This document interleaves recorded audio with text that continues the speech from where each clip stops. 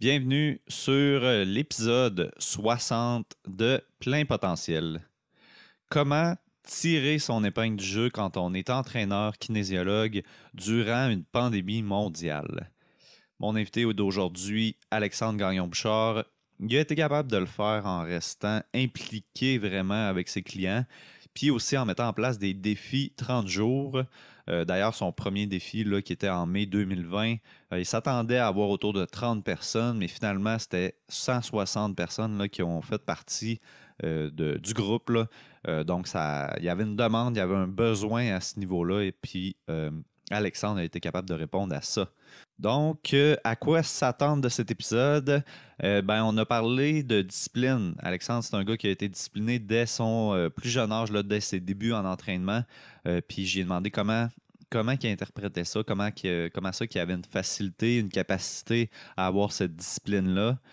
Sinon, on n'a pas eu le choix d'aborder le volet de tout ce qui est pandémie, service en ligne, en fait. Comment il a mis en place là, au début ces services en ligne, est-ce qu'il y avait déjà une structure à ce niveau-là?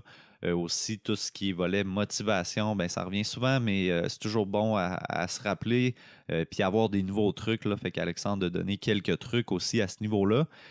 Et sinon, on a aussi parlé de son image de marque. Donc, qu'est-ce qu'il veut envoyer là, comme image sur les réseaux sociaux? Quel genre d'entraîneur qu'il est? Puis aussi, on a parlé de ses débuts en entraînement. Est-ce qu'il y a des erreurs qu'il a faites qu'il ne referait pas aujourd'hui, des choses qui se dit ah, j'aurais pas dû faire ça, je ferais définitivement pas ça maintenant que j'ai plus de connaissances puis plus d'expérience. Donc, ça ressemble à ça, mais on a aussi parlé d'autres sujets, donc j'espère que vous allez apprécier. Avant de se laisser avec l'épisode, je veux vous rappeler l'importance de votre mental dans vos performances sportives, performances en entraînement, mais aussi au travail, dans la vie en général. Parce que si vous pensez à vos pires performances, souvent, c'est l'aspect mental qui va flancher. Donc, c'est une mauvaise gestion d'émotions, peut-être une confiance qui est trop faible, donc, ou un autre aspect mental vraiment qui flanche là, carrément.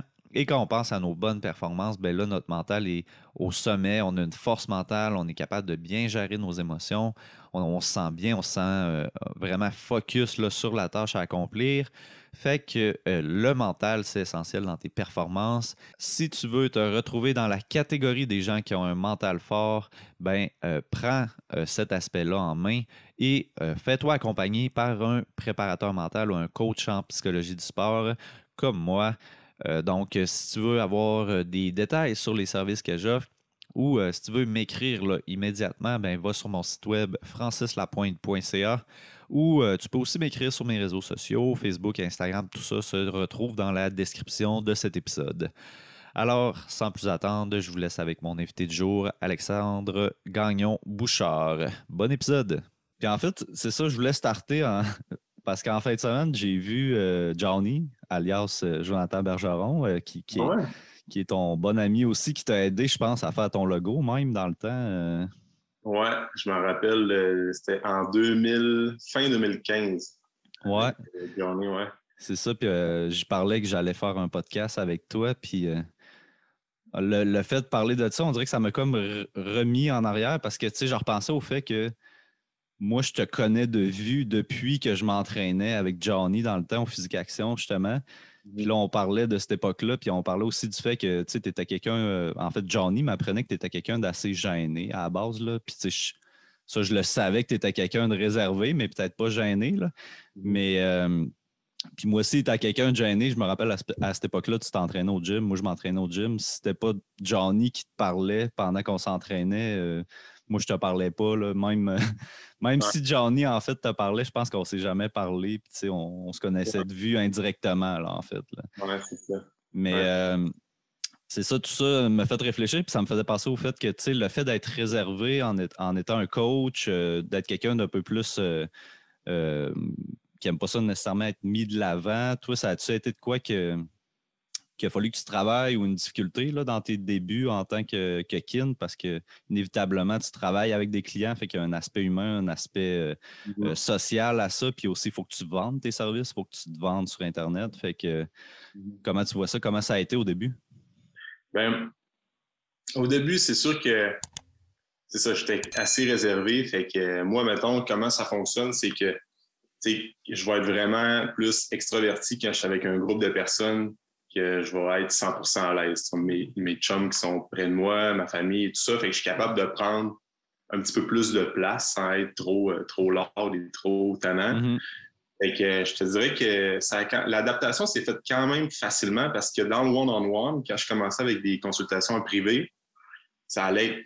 J'étais quand même réservé, mais j'étais quand même capable de leader une discussion. Mais fait que ça ne m'a jamais vraiment limité. Je te dirais que c'est peut-être plus l'aspect marketing puis être présent sur les réseaux sociaux qu'au début, ça a fait OK, là, il va falloir que je m'adapte, il va falloir que je promouvoie mes services via les réseaux sociaux, via des vidéos, via des capsules. Mm-hmm. Fait que c'était un peu ça qu'au début, j'ai essayé de travailler sur moi puis de développer le côté un petit peu plus entrepreneur, si on veut. Fait que, parce que moi, mettons, avant les réseaux sociaux, sur mon Facebook, je faisais une publication par année, puis c'était pour dire merci pour les bonnes fêtes, par exemple. Oui, c'est ça. J'étais jamais vraiment actif sur les réseaux sociaux. Puis quand j'ai commencé ma page Facebook, c'est Johnny, justement, qui m'a tout créé mon logo. Puis moi, je graduais de l'école à ce moment-là. Je terminais l'école en 2015. Mon bac en kin que j'avais terminé en décembre 2015. Puis début 2016, je pense que c'était aux alentours du 10 janvier 2016, mon logo était fait, ma page Facebook était lancée. Puis à ce moment-là, j'ai dit, je vais commencer à publier plus régulièrement sur les réseaux sociaux. Fait que ça a commencé que je publiais une fois par semaine. Après ça, je me rendais compte que plus tu publies, ça, c'était dans le temps de la belle époque des réseaux sociaux, comme quand tu publiais, tu avais un reach, puis vraiment l'algorithme était complètement différent de ce qu'elle est aujourd'hui. Tu sais, c'était vraiment facile d'avoir de l'engagement avec ta page. Les likes, ça montait. Fait que dans ce temps-là, c'était plus facile. Mm-hmm. Et, fait que ça a commencé une fois par semaine, je postais, puis après ça, une fois ou 2 semaines. Puis ça n'a pas été long que j'ai complètement switché mon mindset, puis j'ai commencé à poster une fois par jour. Puis depuis ce temps-là, peut-être depuis le mois de mars 2016, je poste une fois par jour, non négociable sur Facebook. Puis Instagram, en tout cas, j'essaie de poster plus régulièrement, pas plus souvent possible. Là. C'est pas autant c'était que Facebook. Puis après ça, par la bande, ça m'a forcé à faire un petit peu plus de vidéos. Fait que dans ce temps-là, les vidéos marchaient super bien. Fait que j'ai commencé à faire des vlogs. Je me rappelle, j'ai comme première initiation aux vidéos sur Facebook. Je faisais beaucoup de vlogs. Fait que j'étais comme, je vais poster. Puis à un moment donné, plus ça allait, plus ça devenait facile. Je me souviens de ça. Puis les vlogs que tu faisais. Puis tu sais, c'est quelque chose de poster, je veux dire, un petit texte, mais de se mettre de l'avant aussi dans un vlog, un podcast ou une vidéo, c'est quelque chose d'autre. Là. Surtout quand tu n'aimes pas ça, justement, être à l'avant-plan puis vraiment sortir du lot. Ouais. Ça, pour moi, en tout cas, ça a été un défi, puis même c'est encore un défi des fois de comme partager des trucs plus personnels, de comme plutôt que d'être plus général. Là. Je sais pas, toi, as-tu eu ce challenge-là? Au début, oui. Mais on dirait que il y a comme une barrière qui se passe devant toi puis l'écran. Puis quand je filme, puis que je vois que moi, je suis capable de me réécouter. C'est moi qui fais mes montages vidéo encore. Je suis capable de m'écouter peut-être 10 fois quand je fais le montage pour couper les cotes, puis après ça, remettre ça à la bonne place, puis faire un petit montage qui a de l'allure. T'as pas trop d'autocritique puis le jugement sévère, mettons, là. Non, c'est ça. Mais quand même, je suis assez perfectionniste dans le sens que s'il y a quelque chose que j'aime pas ou que je trouve que ça sort pas comme je veux, j'aime mieux repasser dessus ou quitte à refaire la prise ou quand c'est vraiment plus du contenu, mettons une vidéo promotionnelle ou un vlog, c'était un peu moins ça parce que dans ce temps-là, c'était pas moi qui faisais mon montage vidéo, c'était comme une assistante puis c'était un peu plus raw, je parlais un peu plus comme dans un podcast. Puis moi, je faisais confiance à elle, j'étais là fait mon montage, puis c'était comme ça lookait tout le temps, c'était tout le temps pas pire à mes yeux. Mais fait que c'est ça, tout ça pour dire que j'ai jamais eu vraiment. Quand je vois que ça fait du sens, mon contenu est bon, puis que j'aime ce que ça look, je pose ça. Puis moi, j'ai comme eu toujours le réflexe de dire je pose, puis il arrivera ce qui arrivera. Là. Si j'ai comme 100 vues, ben, il y aura 100 vues. Puis si j'en ai 1000, ben, il y en aura 1000. Puis au moins, je faisais une présence sur les réseaux sociaux, puis je me faisais connaître de cette manière-là. Fait que c'est un peu de même que, on dirait que vu qu'il y a un écran, Comme en ce moment, on se parle, fait qu'on dirait que j'ai comme plus l'impression de te parler à toi, puis les gens qui vont écouter par la suite écoutent le montage est fait, puis qu'ils aiment ou pas la discussion rendue là. Ça enlève un stress comme là. C'est ça, ça enlève un petit stress par rapport à ça. C'est complètement différent que dans quand je faisais des conférences, là, dans le temps qu'on avait le droit d'être plus que 2 personnes. Là, c'était pas pareil parce que là, j'étais vraiment devant, mettons, un groupe de personnes. Fait que là, c'était comme plus de feedback. Tu es capable de percevoir plus le visage des gens, voir comment ils trouvent ta façon de parler, le contenu que tu donnes. Fait que là, tu as vraiment une rétroaction qui est directe, alors que d'un podcast ou d'une vidéo, rendu là, que la personne réagisse mal ou bien dans son salon, tu n'es pas là pour voir la réaction. Fait que c'est Puis, pour revenir à tes publications Facebook, là, 1 par jour, c'est quand même beaucoup. Tu prépares tout ça comme vraiment d'avance? Puis, Ouais. Au début, c'était vraiment chaque jour, comme j'avais pas vraiment de ligne directrice, puis je trouvais des sujets on the spot, ce qui m'inspirait. Là. Encore aujourd'hui, je fais un peu ça quand il y a vraiment quelque chose que je veux partager mettons, un conseil ou bien je parle avec un client puis ça me fait allumer sur un conseil que je pourrais donner via une capsule vidéo ou bien un texte. Mais sinon, j'essaie vraiment d'avoir une structure de cédulé d'avance parce qu'à un moment donné, tu viens que au début, quand tu as un peu moins de clients, tu es en start-up d'entreprise, tu as plus le temps de mettre des efforts dans tes réseaux sociaux.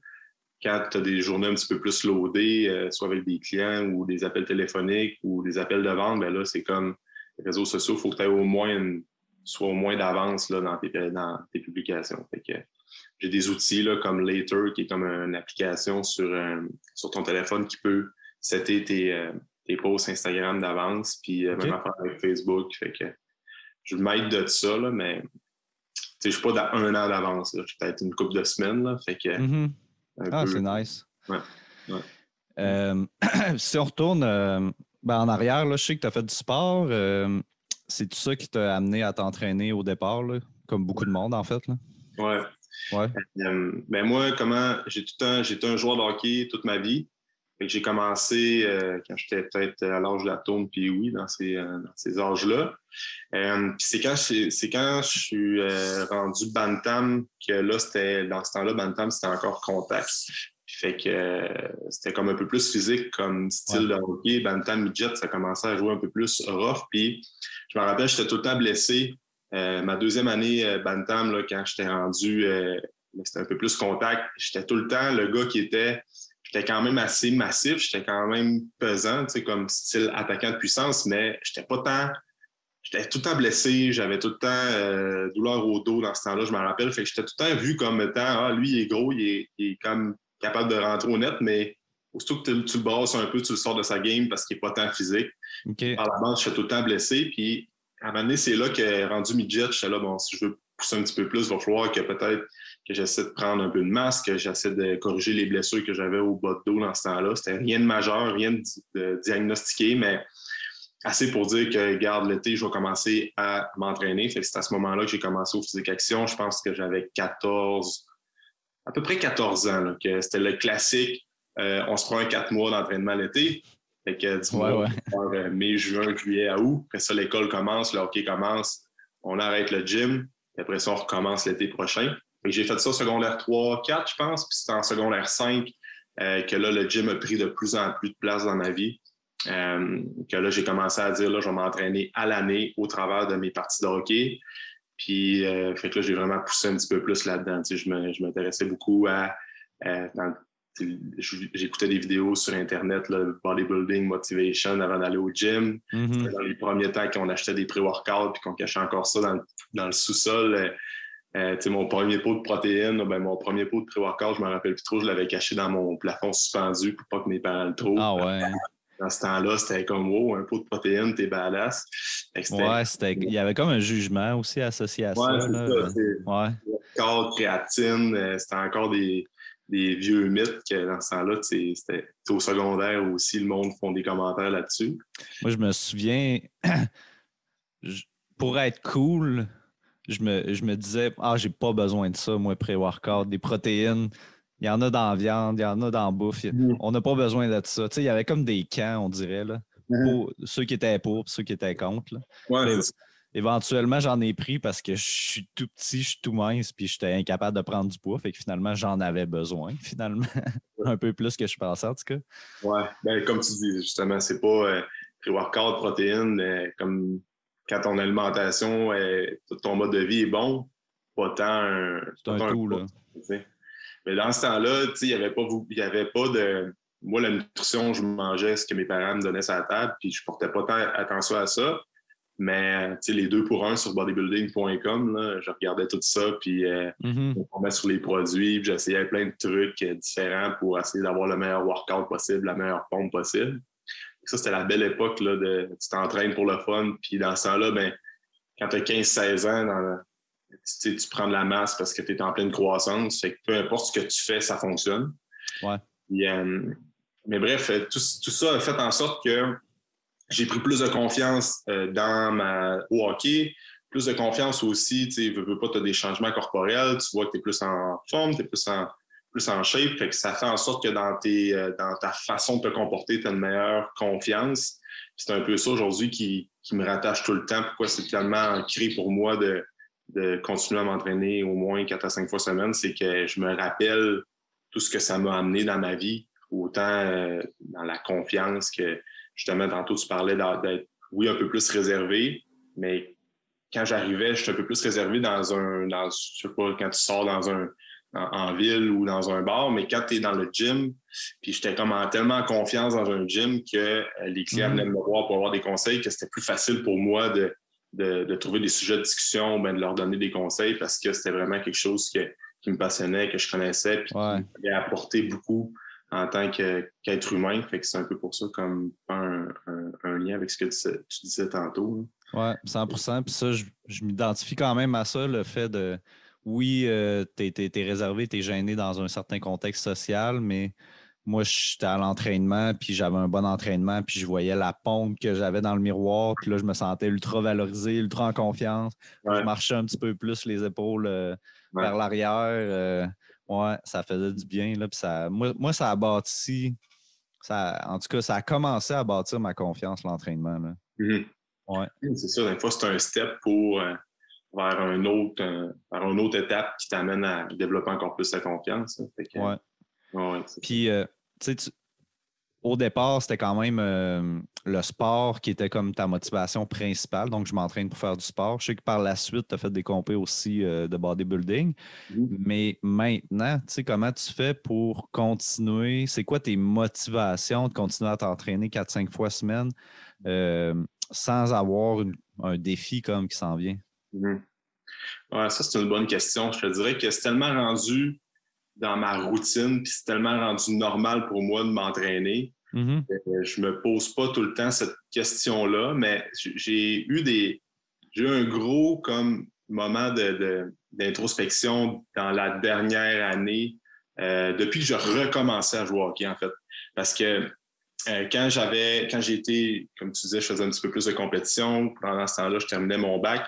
Fait que, passé junior, quand j'ai terminé mon junior au hockey, j'ai arrêté de jouer pendant 5 ans. C'est quand j'ai recommencé, peut-être 3-4 ans, là, à jouer dans les ligues de garage, que là, j'ai commencé à changer un petit peu plus ma façon de m'entraîner pour être un peu plus athlétique. Parce que quand j'ai sorti du monde de bodybuilding, c'était comme prendre la masse. L'aspect rehab, c'était pas tant important pour moi. L'aspect fonctionnel non plus, je voyais pas l'importance de ça parce que j'étais plus dans un point de vue bodybuilding, jusqu'au temps que là, je commence à m'informer à lire un peu plus sur des sujets de l'entraînement différents. Un peu plus dans le monde de, par exemple, Stéphane Cazot, lire encore un peu plus de Charles Poliquin quand il parle de l'aspect plus athlétique, d'avoir vraiment une ouverture vers un autre style d'entraînement. Puis là, je me suis rendu compte que c'est bien d'être performant au gym, de prendre la masse au gym, mais cette masse-là, es-tu capable de l'en transférer dans un sport comme le hockey ou es-tu capable d'être fonctionnel dans les autres sphères de ta vie? Fait qu'à partir de là, ça a comme changé mon focus, dire je vais m'entraîner pour être performant quand je vais aller jouer au hockey, quand je vais faire du vélo de montagne l'été, par exemple. Fait que j'ai un peu changé mon approche. Fait que puis j'aime encore m'entraîner aussi. C'est là, ça. C'est devenu un petit peu pour tes activités plus quotidiennes, là, sans que ce soit comme un objectif de performance, mais d'être capable de suivre la game puis d'être capable d'être fonctionnel dans ces activités-là. Là. Ouais, c'est ça, exact. Mais j'ai encore un point de vue parce que là, j'ai un entraîneur maintenant qui me suit depuis presque 3 ans. C'est étant Stéphane Cazot, justement, comme je te parlais. OK. Et c'est lui qui fait ma programmation. Fait que, tu sais, j'ai comme une source de motivation externe qui m'aide à c'est comme mon mentor en entraînement je me suis vraiment, vraiment inspiré de lui dans les dernières années. Fait que là, le fait d'avoir lui qui fait ma périodisation et ma programmation d'entraînement, ça m'aide justement à avoir une ligne de pensée puis une périodisation à long terme. J'apprends en même temps parce que je vois comment est-ce qu'il travaille avec moi. Je vois un peu mon évolution au niveau de la force. Je vois mes charges monter. Je vois que je suis plus athlétique, si on veut. Fait que, il y a cet aspect-là aussi qui est assez important. T'sais.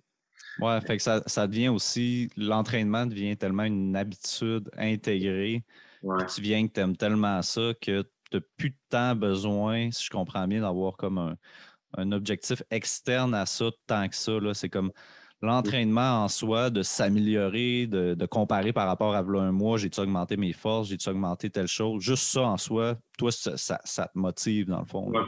c'est ça. Ouais. Exact. Fait Puis que, tu sais, je reviens un peu de même, là. Fait que, ouais, puis c'est ça, puis tu parles de périodisation. Euh, Périodisation, si je comprends bien, là, si je me souviens bien, c'est au niveau, exemple, c'est des cycles de programmes d'entraînement, là. ouais, C'est ouais. ça? Ben, c'est ça, à l'intérieur de tout ça, il y a comme chaque cycle a comme un objectif, j'imagine. Fait que tu sais, tes Mm. objectifs sont intégrés là-dedans. Oui, c'est ça. Tu sais, ce qui est cool avec ça, c'est que pendant 12 semaines, pendant un macro-cycle de 12 semaines, peut-être que je vais travailler sur ma faiblesse qui est mon bench press pour mon mouvement de haut de corps. Puis au niveau de mon bas de corps, ça peut être mon squat. Fait que là, ça me donne un objectif pendant 12 semaines, dire Mhm. selon ce que Stéphane a établi comme ratio de force, par exemple, ou qu'est-ce qu'il peut voir dans les charges que je rentre via l'application qu'il utilise avec moi pour rentrer mes programmes, bien, il voit que, hop, il y a peut-être tel ou tel mouvement qui est en retard sur les autres. Fait que là, on est tout le temps en train de réajuster. Fait que ça, moi, ça me drive beaucoup. Tu viens que c'est de l'optimisation là, du moindre petit détail, là, en fait. Là. Exact. Puis, Ouais. je prône beaucoup cette approche-là avec mes clients aussi. Fait que des fois, je me dis, il faut que je fasse ça aussi en tant que coach pour, comme tout le temps, ça, dire que je veux montrer l'exemple à mes clients qui veulent s'entraîner et avoir des résultats. Fait que moi, je me sentirais mal si je négligerais ça dans ma vie à moi pour moi, parce que je suis pas capable de vraiment bien aider mes clients. J'ai Ouais. fait le test de m'entraîner sans coach. Puis j'ai complètement pas la même approche quand j'arrive pour expliquer des concepts à mes clients ou comprendre OK. comment ils peuvent se percevoir dans une situation X. Là. Fait que, Ça l'influence même le fait que toi, tu n'aies pas de coach, ça peut influencer comment que tu vas interagir avec tes clients? ouais, parce que, tu sais, des fois, je vais comme, tu sais, je sais pas, j'ai comme pas moi, j'ai pas de but, vu que j'ai moins, pendant les périodes que j'avais pas de coach, ben, j'avais pas de mentor, fait que je voyais pas l'importance d'avoir un coach, d'avoir un mentor, fait que inconsciemment, dans le discours que j'avais avec mes clients, ben, je parlais pas tant de l'importance d'avoir un suivi, puis d'avoir vraiment quelqu'un qui est là Ouais, pour te rassurer, puis de te faire une périodisation, puis pas te casser la tête avec quel exercice choisir. Puis des fois, il faut que tu fasses des mouvements que tu n'aimes pas parce que c'est ça que tu as besoin en ce moment. T'sais. comme si vu que tu l'appliques tellement pas en ce moment toi-même dans ta vie, ce que tu n'es pas en train d'appliquer, tu as comme plus de la misère à le recommander à d'autres personnes. Là. Ouais, c'est ça. Ouais. Exact. Exact. J'ai toujours vu de même. Fait que j'ai fait le test d'avoir un coach, pas de coach. Puis c'est depuis que j'ai quelqu'un qui me suit régulièrement, que je suis capable de, autant que pour la vente, que pour valoriser c'est quoi l'importance d'avoir un coach, que juste pour les aider le mieux possible aussi. Mm-hmm. Puis, je sais que dès le secondaire, tu es quelqu'un qui était assez discipliné. Tu disais dans un autre podcast avec Alex Boily que tu courais pas les parties. Toi, tu courais plus le gym puis l'entraînement. Fait que, mais qu'est-ce qui faisait, selon toi, que tu avais cette discipline-là dès un assez jeune âge, en fait? Ouais, ça aussi, c'est une bonne question. Je le faisais tellement pour. Je sais pas, j'étais tellement dans un mode où ce que je voulais être le plus performant possible. Puis je trouvais comme une. Encore là, je me valorisais à être la personne qui est capable il est discipliné, il est capable de ne pas boire d'alcool, il est capable de. Il est sharp dans ses affaires. Fait que moi, ça me motivait. Le feedback, tu veux pas, à cet âge-là, tu le fais un peu tu le fais pour toi, mais en même temps, tu n'as pas assez d'expérience, tu n'as pas assez d'introspection, encore une fois, pour dire que pourquoi les bonnes raisons tu le fais, mais quand je recule en arrière, c'est un peu le même. Je voyais que les autres, qu'est-ce qu'ils pensaient de ma structure, trouvaient que c'était sharp et que ça m'encourageait à pousser un peu plus la note. Puis c'est quand c'est rendu, quand là, le culturiste est entré dans ma vie pendant une période de temps que là, j'ai comme complètement poussé encore plus dedans, tu sais, fait que... Tu avais comme un feedback positif. Tu avais comme une valorisation qui venait de l'entraînement puis de ta discipline. Ouais, c'est ça. Puis tu sais, c'est même quand j'étais jeune, secondaire, cégep, le monde venait me voir pour me poser. Tranquillement, je voyais que dans ce temps-là, je ne m'en rendais pas compte que je ne savais pas que j'allais être coach dans ma vie, mais je voyais que les gens venaient me voir pour avoir quelques conseils sur un produit ou des petites techniques d'entraînement, mais moi, je les répondais. Puis j'étais comme une référence dans mon cercle d'amis pour l'entraînement, puis pour le gym, sans être trop connaisseur, parce que ce temps-là, encore aujourd'hui, je considère que je connais plus t'en sais, plus tu connais rien. Puis dans ce temps-là, c'est encore moins. Dans le temps, c'est ça, tu pensais que tu connaissais pas mal d'affaires, puis tes amis pensaient que tu connaissais pas mal d'affaires, mais avec le temps, tu en apprends, puis tu es comme moi, hein, ben finalement. Plus t'en sais, plus tu sais rien. Là. C'est ça. Mais dans ce temps-là, j'avais quand même une base, fait que ça me valorisait, puis c'est ça. J'aimais un peu qu'est-ce que, justement, j'étais sharp dans mes affaires, puis étant comme plus réservé, j'aimais pas ça. Encore là, moi, sortir au bar, étant plus jeune, c'était pas tant, pendant une période de ma vie, c'était pas tant prioritaire pour moi, puis j'aimais mieux mettre mes énergies ailleurs. Fait que c'était ça. Puis aujourd'hui, puis veux pas, ça m'a amené vers pousser un peu plus la note avec les compétitions de fitness. Puis ça m'a tellement, sur le moment, c'était tellement intense que j'ai une vision de tunnel, je voyais juste ça. Mais aujourd'hui, il y a tellement d'affaires que j'ai faites dans ce temps-là que je ne referais pas aujourd'hui peut-être. Puis qu'il y a des affaires que j'ai faites que je regrette aucunement d'avoir fait non plus parce que ça m'a poussé à être vraiment plus... quand tu es entrepreneur, tu n'as pas le choix d'être discipliné, d'instaurer une routine, puis d'avoir des comptes à rendre à toi-même. Fait que j'aurais peut-être pas autant poussé dans ma business si j'aurais pas eu ce mode de vie-là étant plus jeune, tu sais. Parce que, exemple, tu as 18-19 ans et il n'y a rien qui t'empêche de partir sur le party une fin de semaine, c'est juste normal, tu sais. Mais dans ce temps-là, c'était comme, pour moi, c'était vraiment important d'avoir une structure, puis de mettre l'entraînement, puis la santé dans ma vie. Fait qu'aujourd'hui, c'est encore plus facile pour moi quand j'ai décollé ma business, là, ou même quand je suis parti à mon compte, de dire qu'il faut que je travaille, il faut vraiment que, tu sais, souvent au début, c'est comme la belle vie, travailleur autonome, je peux prendre 4-5 jours de congé, mais moi non, c'était 7 jours sur 7, puis il faut que ça avance, il faut qu'on grind un peu, on n'a pas le choix parce que c'est un start-up, tu sais, fait que j'ai tellement pris de ça pour décoller ma business que ça, je suis vraiment content de l'avoir fait. T'sais. Puis les compétitions de bodybuilding, qu'est-ce que tu dirais que ça t'a apporté de faire ça? Mis à part la discipline, comme tu viens de dire. Là. Ouais. Ben, ouais, c'est ça. Ça m'a apporté l'aspect discipline puis l'aspect de te connaître plus aussi en tant que personne. J'ai tellement eu de l'introspection. On dirait que je parle beaucoup de ça, mais dans le sens que pendant ce que j'étais à l'université, c'est sûr que là, c'était les grosses années que je compétitionnais plus, mais je parle des grosses années de compétition. C'était quand même la compétition fitness amateur testée naturelle. Là. C'était pas tant le gros physique, là, comme tu vois dans le bodybuilding cliché classique. Là. Mais tout ça pour dire que moi, j'aimais le processus. La journée de stage, comme on parle tantôt, j'étais un peu plus introverti, un peu plus gêné. C'était la journée que je détestais le plus. Moi, j'aimais tellement 12-16 semaines avant que c'était mon entraîneur qui me disait « fais ça », comme un mode robot. Puis là, je calculais tout, puis j'avais un contrôle sur mon training, sur mon alimentation, mes suppléments. Ça me faisait triper au bout parce que, encore là, l'aspect discipline me drivait beaucoup. Puis j'aimais ça comme savoir où est-ce que je m'enligne. Puis, fait que ça m'a amené... la question, c'était comme, qu'est-ce que ça m'a amené? On dirait que j'ai comme perdu ma phrase. C'est comme là, j'étais plus structuré. Fait que ça, j'aimais beaucoup ça, côté avant compétition.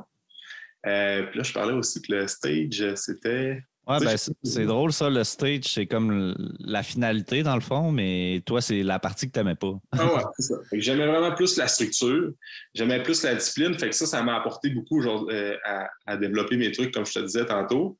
Puis, c'est ça. On dirait que j'ai complètement perdu mon idée que je voulais Pas m'aligner. Ça grave. va revenir avec ça. On dirait que j'avais quelque chose en tête que je voulais développer, mais on dirait qu'il y Puis, a comme un bug avec ça.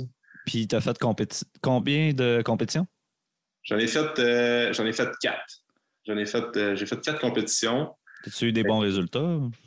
Moi, j'ai fait des deuxièmes positions. La dernière compétition que j'ai faite en 2016, j'ai terminé deuxième position. Puis après ça, j'ai fait des podiums, donc des positions top 3 aussi. Là. Fait qu'il y a une fois que je ne me suis pas classé, que je suis arrivé 5e. OK. Ouais. Puis c'était-tu du provincial? C'était à quel... C'était provincial, mais c'est ça, c'était pas l'APQ dans le temps où vraiment que c'était open, où ce que les gens pouvaient prendre n'importe quelle substance. Puis Ouais. plus du testé, comme on appelle, mais en réalité, c'était pas vraiment. Fait que, Ah ouais? ouais, c'est ça, dans le temps, c'était pas. Il disait que c'était testé, mais que le processus, c'était pas... C'est ça, souvent, il y avait une personne, une personne qui gagnait l'overall dans le temps, puis c'est peut-être cette personne-là qui testait, mais c'est pas... OK, c'était pas systématiquement tout le monde, là. Non, c'est ça. OK. Exactement. OK. Parce que c'est des compétitions un petit peu plus amateurs, fait qu'ils n'ont pas un gros budget pour tester toutes les parties non plus. Ouais, je comprends, ouais. Fait que c'est ça. Mais ouais, c'est ça, ça me choque mon idée. Je voulais terminer là-dessus, mais voilà, ça va me revenir. Ah, c'est pas grave. Ben, sinon, pour ce qui est de, ben, comme beaucoup de gens, là, en fait, tu as dû adapter ton offre là, pour offrir des services pas mal, ben, en fait, seulement en ligne dans les derniers mois. Ouais. Comment que ça a été? Qu'est-ce qui a été difficile là-dedans? T'avais-tu déjà une structure en place? Ben non, oui, un peu, dans le sens que je faisais des entraînements en ligne déjà génériques, structurés comme des périodisations de 12 semaines. OK. Les entraînements que tu faisais, mettons, tu les mettais sur une application pour que les gens y aient accès à ça. Là, comme. Ouais, c'est ça. Fait que ça, mettons, 12 semaines d'hypertrophie, 12 semaines de développement de la force, puis, mettons, 12 semaines de body composition, où c'était un peu plus perte de masse adipeuse. Mais là, ça, c'était comme ça roulait un peu, mais je ne mettais pas tant d'efforts là-dessus parce que je faisais beaucoup de one-on-one. Mm-hmm. Après ça, la pandémie est arrivée. Fait que là, il a fallu qu'on tourne, que la plupart des coachs partout dans le monde, il fallait qu'on adapte nos services pour être un peu plus en ligne. Fait que moi, heureusement, ce qui m'a vraiment aidé, c'est l'application mobile que j'utilisais déjà depuis 1 an, qui s'appelle Train Heroic, dans le sens que cette application-là, tu as vraiment les vidéos des démonstrations d'exercices que j'avais déjà une banque de vidéos qui était déjà montée. J'avais vraiment comme plein de templates déjà fait un peu d'avance pour faciliter ma création de programme. Okay. Quand la pandémie est arrivée, je te dirais que j'ai pas eu le choix. Tu sais, le premier mois et demi, j'étais comme... moi, j'ai eu le déclic, encore une fois, de dire OK, ça a tombé un dimanche, il me semble, qui fermait les gyms, qui annonçait officiellement la fermeture des gyms. Puis le lundi matin, je me rappelle, les gyms étaient fermés. Je suis descendu dans le sol chez nous, dans le bureau. Puis là, j'étais là, qu'est-ce que je peux faire pour essayer de développer quelque chose ou d'aider les gens le plus possible. Fait que c'est là que j'ai commencé à filmer plein de vidéos. Là, je me souviens, ouais. C'est ça, à ce moment-là, je n'avais pas vraiment d'arrière-pensée de dire je vais filmer des vidéos, je vais prendre l'avance parce qu'à ce moment-là, je pensais encore que ça allait durer peut-être 2-3 semaines. Ça va durer 2-3 semaines, fait que dans les 2-3 prochaines semaines, au pire, je n'aurai pas vraiment de salaire, puis au moins, je vais vraiment filmer des dizaines de vidéos pour quand les gyms vont ouvrir puis que la routine va revenir, bien, au moins ces vidéos-là vont être filmées. Fait que j'étais vraiment plus dans le mode créer du contenu, créer des pauses, créer surtout des exercices et des styles d'entraînement, des programmes d'entraînement maison que les gens pouvaient faire en attendant que les gyms ouvrent. Parce qu'encore là, qui se faisait facilement. Là. C'est ça. J'étais là, bon, il faut que je fasse des exercices que les gens peuvent faire à la maison avec poids de corps. Fait que là, j'en filmais, puis je mettais ça sur ma chaîne YouTube. Puis après ça, c'est là que j'ai décidé à m'entraîner live. Je voyais que il commençait à avoir un petit trend là-dessus que les coachs faisaient des entraînements live sur YouTube ou Facebook. Fait que je me rappelle, j'en faisais un par semaine à tous les mercredis. Où j'essayais de dire de ramener les gens, puis c'était totalement gratuitement. Je ramenais les gens vers ma page YouTube et Facebook pour promouvoir mes services. Puis j'étais là, je vais donner du contenu gratuit le plus possible, comme ça, quand les gyms vont ouvrir, ben, au moins, les gens vont peut-être avoir fait au moins un entraînement avec moi en live. Fait que le contact va savoir créer un petit peu par l'entraînement en ligne. T'sais. Puis dans les débuts, en plus de faire ça, t'avais-tu quand même maintenu quelques clients qui se sont mis à s'entraîner chez eux, ou bien est-ce que tout le monde est-ce que tout le monde pensait un peu comme toi, puis comme ça va rouvrir éventuellement, mais en attendant, j'arrête l'entraînement. T'as-tu perdu tous tes clients ou t'avais quand même. Au début, il y a une partie de clients qui ont tout simplement arrêté de s'entraîner parce que c'était comme ils étaient dépassés par les événements, puis pas de gym. Eux autres, c'était plus difficile de bouger à la maison. Mais j'ai quand même, automatiquement, quand les gyms ont fermé, tous mes clients qui étaient sur l'application mobile, je leur ai tous publié des entraînements d'avance sur l'application qu'ils pouvaient faire à la maison. J'étais là, au moins, je vais essayer de leur donner du contenu parce que c'était des gens qui avaient déjà des suivis avec moi, qui avaient déjà des services d'entraînement. Fait que j'ai fait, au moins, je vais leur donner le plus possible. Fait que j'ai créé comme un mois d'entraînement pour ces personnes-là. Fait que tout le monde automatiquement l'avait. C'est sûr que là, individualisé avec les blessures et les limitations de chacun, c'est un peu plus tricky. Fait que le monde m'écrivait. Fait que je gardais vraiment là, un contact avec chacun de mes clients du mieux que je peux parce que c'était important justement de leur donner l'information, de dire ben, on ne sait pas quand les gyms vont ouvrir. En attendant, essaie telle technique, essaie d'avoir des habitudes de vie comme à l'habitude, puis essaie de prendre soin de ta santé parce que c'est vraiment important. Fait que j'essayais d'être là le plus possible pour ces personnes-là. Puis c'est important pour le client vraiment d'avoir quelqu'un à qui rendre des comptes. Un peu comme toi, tu disais tantôt avec ton mentor, ça te permet de rendre des comptes à quelqu'un, mais cette personne à qui comme dire ben, j'ai fait l'entraînement, ça va bien avoir un suivi comme ça. Il y en a pour qui c'est difficile. Là, ce côté-là est vraiment important pour certaines personnes. Oui. C'est pour ça que je me sentais, il fallait que je sois là pour eux. Fait que, le switch, encore là, s'est fait très rapidement. Puis tout ça pour dire que là, je continuais à donner du contenu en ligne. Puis c'est à ce moment-là que le mois de mai est arrivé. Puis j'avais tellement, c'était pas tant ça que, c'était pas tant mon but, tu sais, j'avais pas tant de structure comme on était tellement dans l'inconnu que je vais continuer à créer du contenu, puis à toutes les fois, on voyait que les gyms n'ouvraient pas. Fait que je développais des trucs. J'essayais de travailler vraiment sur ma business au lieu d'être dans ma business puis d'être avec des clients. Fait que je développais plein de trucs. Puis après ça, c'est quand j'ai eu l'idée, j'ai fait, je vais faire un groupe d'entraînement en ligne. Comme vraiment un défi où les gens vont avoir le défi de faire 31, je pense que c'était 31 jours qu'il y avait au mois de mai 2020. C'était 31 trainings en 31 jours. Fait que là, l'été s'en venait, puis là, j'étais comme, je vais faire un entraînement par jour sur l'application, puis le principe était, tout le monde rentre sur un groupe Facebook où on pouvait échanger avec des idées de recettes, puis des commentaires. Puis le but, c'était que je pouvais faire auto-publier des entraînements à chaque jour sur l'application. Fait qu'à chaque jour, c'est un entraînement surprise. T'sais. Fait que les gens, mettons, adhéraient au programme, puis là, le lundi, c'était entraînement numéro 1. OK, tel mouvement. Après ça, le mardi, vous ne savez pas encore c'est quoi l'entraînement. Fait que c'était l'aspect nouveauté. Puis en plus de ça, je rajoutais, mettons, l'aspect mobilité. On rajoutait des séances de mobilité, des séances de stretching et tout ça. Fait que c'était 7 jours sur 7. C'était assez intense. Puis là, ce qui est cool avec ça, c'est que le monde voyait l'été arriver. Fait que c'était dans la première vague. C'était comme, OK, c'est hot, l'entraînement à la maison, on va faire des... c'était le bout un peu encourageant, là, qu'on commençait un peu à avoir du fun, mais... On voyait que là, l'été arrivait, puis fait que c'est ça. Fait que là, j'ai comme, finalement, j'avais un objectif. Je me rappelle, j'avais dit à ma blonde, en ce moment, j'ai dit, crime, j'ai 30 personnes, c'est bon. Puis ma blonde avait dit, 30 personnes, t'es audacieux. Puis finalement, ça a explosé. Je pense que j'ai eu quasiment 170 personnes qui ont embarqué. Ah ouais. Puis là, c'était comme, oh shit, là, c'est vraiment de la job. Fait qu'à partir du mois de mai, là, j'ai fait un test de 1 mois. Puis après ça, mois de juin, il y avait encore de la demande. Les gyms étaient encore fermés. Fait que là, deuxième mois de juin, ça pas autant, mais quasiment autant d'abonnés. Même affaire, mois de juillet, à août, ça continuait. Puis encore aujourd'hui, je le fais en cohorte de 3 mois.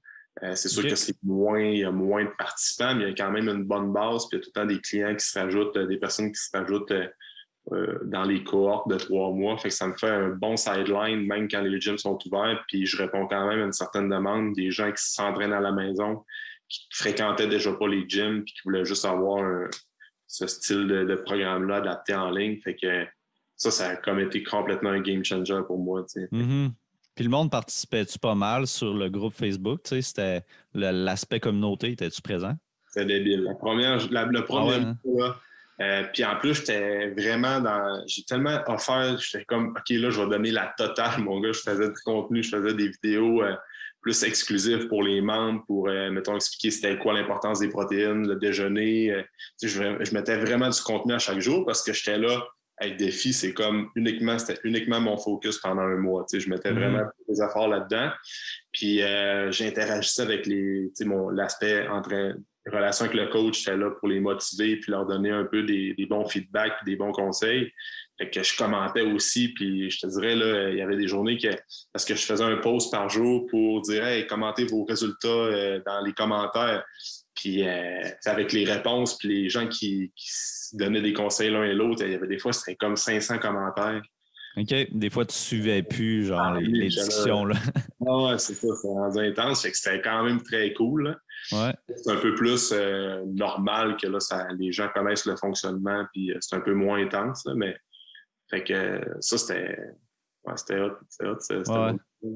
Ouais. Puis il y en a beaucoup qui l'ont fait par après, des groupes comme ça, là, vraiment, pour aller chercher cet aspect un petit peu soutien social, qui est un aspect quand même important pour être motivé. Là. Oui, c'est ça. Le monde aime ça quand même, les groupes Facebook. Ça publie des recettes, ça commente, les autres, les participantes s'encouragent. Fait que c'est cool, là, surtout encore en ce moment, on voit que les contacts humains, c'est pas trop. On n'est pas. Vraiment, on n'a pas beaucoup de contact avec les autres. Fait que les groupes Facebook comme ça aide encore en ce moment. Oui. Puis toi, qu'est-ce que ça t'a appris, peut-être au niveau personnel ou au niveau business, ce moment-là de confinement, la dernière année, en fait, là, où les gyms étaient fermés? Oui. Bien, ça m'a appris que justement, tu n'as pas le choix de t'adapter. L'être humain, on a une capacité d'adaptation qui est phénoménale. C'est pour ça qu'aujourd'hui, on est rendu une société qui est en train d'essayer d'aller coloniser Mars puis d'être. Ouais. Fait que puis c'était comme faut que tu t'adaptes, t'as pas le choix. Puis c'était comme là le sentiment de dire regarde, il faut trouver des solutions, puis il faut pas se laisser abattre sur notre sort, puis de dire regarde, au moins on essaie de tourner la situation à son avantage, puis de brainstormer sur développer des concepts. Puis ça m'a apporté à dire il y a tout le temps une solution à un problème X. Des fois, c'est comme, il faut que tu travailles comme ça. Ça m'a pris peut-être un mois et demi à brainstormer sur un concept qui allait faire en sorte que mon année 2020 n'a pas été si mal que ça côté financier, puis financièrement parlant. Puis même affaire 2021, ça m'a permis d'exploiter encore plus cet aspect-là, puis d'augmenter mon chiffre d'affaires. Puis aussi, tu développes des services qui étaient pas tant, que tu pensais qu'il n'y avait pas tant de demandes, puis finalement, tu vois qu'il y a une demande. Puis ça t'amène aussi plus de clients qui viennent, justement, tu rentres plus de monde dans ton cercle, dans ton réseau. Puis là, c'est des gens qui viennent te prendre par la suite des suivis personnels. Ouais. Fait que tu as développé, dans le fond, un aspect, un offre de service qui n'était pas présent, puis que c'est ça. Il y a du monde, finalement, qui sont intéressés à s'entraîner à la maison, puis peut-être même à long terme, après la pandémie, tu sais, je pense que autant il y en a qui ça a été vraiment difficile, puis qu'ils ont juste hâte de retourner au gym, mais autant il y en a que je pense que ils se sont rendus compte que crime, c'est le fun de ne pas passer 30 minutes sur la route pour aller au gym. Puis je me suis équipé, fait que je suis capable de le faire maintenant. Fait que sûrement que ça va rester pour certains. Oui, la formule hybride, moi, je suis convaincu que ça va changer, ça va rester parce que justement, j'ai des clients qui avaient déjà un petit setup maison, qui l'ont juste peaufiné pendant le confinement, qui avait genre une cage à squat avec une barre, puis une coupe de dumbbell, puis une coupe de petites gogosses comme ça. Puis que quand eux autres ils terminent de travailler avec un chiffre de 12 heures, puis il est rendu 7 heures le soir, puis ils ont un training de bras puis d'épaule à faire, ben dis-moi, je ne passerai pas peut-être 15 minutes de aller-retour, ben peut-être justement 30 minutes de char pour aller au gym quand je peux tout me débrouiller chez moi pour ce training-là. Fait qu'il y a des gens qui aiment ça dire, moi j'aime ça faire deux entraînements, 2-3 trainings au gym, faire des jambes avec du leg press, du leg curl, des machines que tu n'as pas nécessairement à la maison, qui sont plus dispendieuses, mais ils aiment ça se faire des petits trainings un peu plus mettons, haut de cause, que tu es capable de te débrouiller à la maison. Fait que moi, je pense que la formule hybride va rester un bon bout. Ouais. Puis sinon, pour ceux, justement, qui ont de la misère à se motiver, toi, au fil du temps, as-tu mis des trucs en place pour maintenir la motivation chez tes clients? Ouais. Ben, je te dirais que le groupe Facebook, ça a toujours été avec mes clients comme les rentrées dans ça, en soi, c'est un aspect, c'est ça. Un outil important, en fait. Là. C'est ça. Puis moi, pour la motivation, c'est je fais pratiquement seulement des suivis mensuels avec les gens. Fait que moi, je veux garder mon monde pour les voir à toutes les 2 semaines maximum. Mm-hmm. Puis vraiment avoir tout le temps des feedbacks, tout le temps des rencontres individuelles avec ces personnes-là, soit en Zoom maintenant ou en Skype ou en présentiel. Là. Fait que j'essaie vraiment d'être présent avec les personnes, d'essayer de créer un lien d'attachement. Fait que je veux pas être... moi, j'ai toujours aimé l'aspect un peu plus relations interpersonnelles puis psychologiques dans tout ça, d'avoir vraiment un lien avec mes clients en étant tout le temps professionnel, puis restant dans le rôle du coach, mais de m'intéresser à leur vie, puis de leur demander des nouvelles, puis d'avoir un peu plus de quelque chose un peu plus profond que juste faire des séries de 12. Puis j'aime avoir, mettons, des clients qui rentrent dans mon cercle dans mon réseau, c'est d'avoir vraiment un lien un peu plus d'attachement avec eux autres, parce que je me suis rendu compte que dans la dernière année, le monde avait besoin de parler. Puis le rôle le coach est rendu, un entraîneur aujourd'hui, c'est rendu tellement important parce que je me rendais compte que les gens venaient me parler. Il y avait juste besoin, dernièrement, surtout en rencontre en présentiel, les gens viennent nous voir, puis ils ont besoin juste de parler à quelqu'un d'autre que leur enfant ou leur conjointe. Ouais. Que je me suis rendu, parce que l'accès à autant tous les professionnels de la santé, c'est comme les gens viennent nous voir, on peut encore avoir des services, puis là, les gens ne peuvent pas se confier autant qu'à leurs amis, à leurs confidents de tous les jours. Fait que là, tu viens qu'avoir une petite relation spéciale avec chaque client qui vient te raconter un peu leur vie, comment est-ce qu'ils voient tout ce qui se passe en ce moment dans le monde. C'est quelque chose d'assez cool à voir avec des clients pour avoir une relation un peu plus durable aussi. Ouais, tu étais comme une des seules personnes à qui ils parlaient dans leur semaine. Là, ben, c'est ça, puis c'est par la force des choses, parce que là, il y a rien qui est ouvert. Chacun vit la pandémie à sa façon. Il y en a qui veulent continuer à s'entraîner puis qui ont déjà un service avec un coach. Puis par la force des choses, justement, ils voient leur conjointe toute la semaine. Fait qu'à un moment donné, tu viens qu'à tout le temps être dans les mêmes sujets de discussion. Puis là, faites le tour. Là. Mais là, tu vois ton coach pendant 2 semaines. Puis sans aborder ce sujet-là, tu viens qu'à la personne te confie des trucs qu'elle n'a pas nécessairement l'habitude de te confier. Tu recules là 1 an, c'est sûr que là, il y a la relation avec le client-coach qui à long terme aussi. À long terme, c'est ça, tu as plus de confiance envers cette personne-là.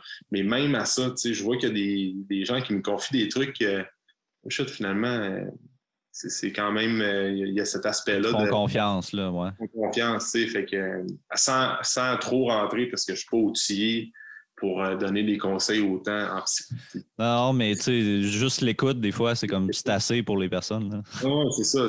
Des fois, j'écoute puis je dis, regarde, si on peut prendre un 15 minutes de notre heure pour que tu vides ton sac ou bien que tu aies besoin de parler, moi, je vais t'écouter, puis après ça, on va passer un 45 minutes sur ton training ou sur tes habitudes de vie. Ouais, prendre le temps pour le faire. Là. Oui, c'est ça.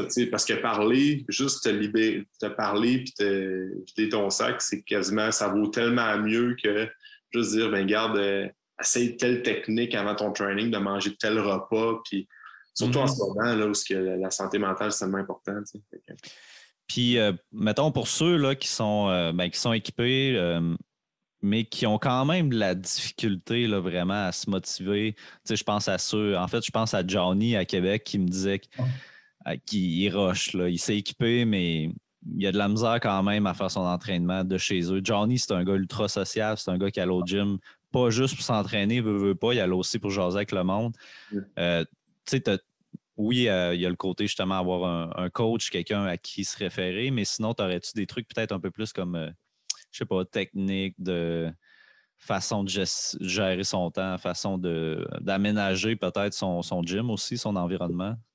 Ah, c'est sûr, tu sais, peut-être que c'est sûr que si tout dépendant dans l'endroit que les gens vivent, c'est sûr que si tu t'entraînes au travers, je sais pas, dans ton salon ou d'un environnement qui fait pas très gym, qui te motive pas tant, ton environnement va beaucoup dicter ta motivation. Fait que, tu sais, les gens qui sont capables d'avoir une pièce vraiment comme ça, c'est le gym. Ouais, ça, c'est le best, là. C'est ça, tu sais, quand une chambre de débarras ou que quand tu rentres, c'est comme là, je fais la coupure, puis c'est mon heure, ma demi-heure, mon 45 minutes pour m'entraîner. Il y a peut-être ça qui pourrait aider. Moi, j'ai trouvé que c'est plus important jouer sur la fréquence d'entraînement à la maison. Avec des trainings de 1 heure à la maison, je trouve que c'est dur. Moi, personnellement, je trouvais ça que ouais, moi aussi, ouais.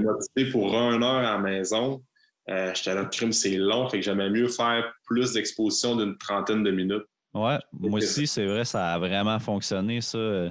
J'ai fait des mois avec ma blonde qu'on se disait, on fait une activité physique par jour. Mm-hmm. Tu sais, ça peut être un 15 minutes, on se disait comme un minimum, peut-être 15 minutes, là, mais ça peut être une marche, ça peut être comme un vidéo sur YouTube, ça peut être vraiment n'importe quoi, mais ça, on dirait que j'étais plus capable de le faire que, parce que après 30-35 minutes, dans le même environnement, dans mon salon, ça me tentait déjà un peu moins, là. Ouais, c'est ça. Fait que, c'est ça que raccourcir les durées de training, puis l'en faire un petit peu plus souvent dans le gym, dans la semaine, j'ai trouvé que ça, c'était un peu plus facile. Fait que c'est pour ça que les entraînements, les défis que je lançais en ligne, c'était 30 minutes environ par. Fait que, il y a ça. Sinon, il y a. Tu sais, c'est choisir le temps aussi que faut que tu le bloques dans ton horaire. Tant qu'à moi, je suis comme un fan de dire ton horaire de la semaine, tout est booké, puis tes heures d'entraînement, mets-les dans ton horaire, puis c'est non négociable. Tu sais, attends pas non plus. Nous autres, pendant ce que je m'entraînais beaucoup à la maison, c'est sûr qu'il fallait absolument que je m'entraîne avant de souper. Parce que passer souper, dans mon cas, je sais que si je soupe à 6h30, rendu à 7h15, la vaisselle est faite, on sort de table, peut-être pour aller marcher, faire du vélo quand il fait beau, OK, une activité un peu plus chill, mais pour faire de l'entraînement, j'étais comme, je savais que moi, dans ma personnalité, puis dans notre mode, dans notre routine, c'était vraiment dur. Ça fit pas, ouais. On finissait par skipper le training. Fait que c'était comme non négociable. Il faut que tu t'entraînes avant de souper, par exemple, tout dépendant de ton horaire, ou le matin en te levant. Première affaire que tu fais, c'est que tu fais ton training. Fait que je pense que les gens devraient trouver un horaire comme ça, c'est dans mon temps, c'est non négociable. Puis tu te sors peut-être une liste de trois événements qui vont faire en sorte que tu vas sauter ton entraînement. Là. Fait qu'il y a tout le temps des événements. Okay. Moi, des raisons potentielles que ça, tu pourrais dire, OK, ça, c'est une bonne raison pour.